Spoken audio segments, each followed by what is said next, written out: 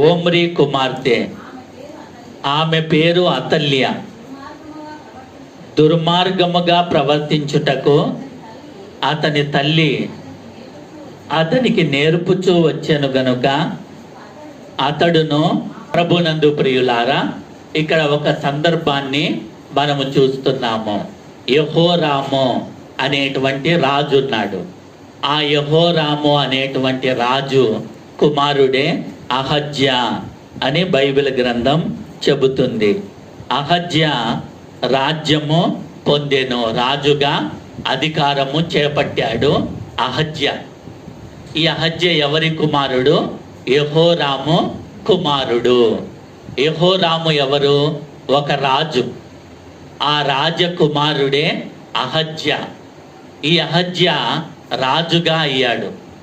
రాజుగా అయినప్పుడు ఏమి జరిగిందంటే, అహజ్యా ఏలనారంభించినప్పుడు 42 ఏళ్ల వాడై 42 సంవత్సరాలకు రాజు అయ్యాడు. 42 సంవత్సరాలకు రాజు అయ్యాడు. యెరూషలేములో 1 సంవత్సరము ఏలెను. యెరూషలేములో 1 సంవత్సరము మాత్రమే పరిపాలన చేశాడు. ఎక్కువ సంవత్సరాలు లేడు ఈ అహజ్యా. కేవలము 1 ఇయర్, 1 సంవత్సరము మాత్రమే పరిపాలన చేశాడు. అతని తల్లి ఓమ్రీ కుమార్తె, ఆమె పేరు అతల్య.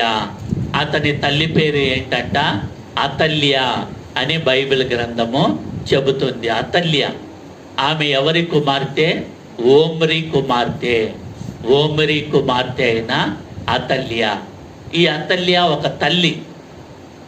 ఆ తల్లిగా ఉంటున్నటువంటి ఆమె కుమారుణ్ణి ఎలా పెంచుతూ ఉంది? దుర్మార్గముగా ప్రవర్తించుటకు అతని తల్లి అతనికి నేర్పుచూ వచ్చెను. చూడండి, అతల్య ఒక తల్లి. ఆ తల్లి తన కుమారునికి ఏమి నేర్పిస్తుందంట? దుర్మార్గముగా ప్రవర్తించమని నేర్పిస్తుందంట. ఎంత భయంకరమైన ఆలోచనలు ఆ తల్లిలో ఉంటున్నాయి చూడండి. తల్లి అనగానే దేవుని మార్గములో నడిపించాలి, సన్మార్గములో నడిపించాలి, మంచి మార్గములో చెయ్యి పట్టి నడిపించాలి. అలాంటి తల్లిగా ఈమె ఉండకుండా తన కుమారునికి దుర్మార్గము పనులు నేర్పించిందంట. ఎంత భయంకరమైన స్థితి చూడండి. తల్లిగా ఆమె చేయవలసిన పనేనా? ఆమె చేయవలసిన పని కాదు. కానీ బైబిల్ గ్రంథం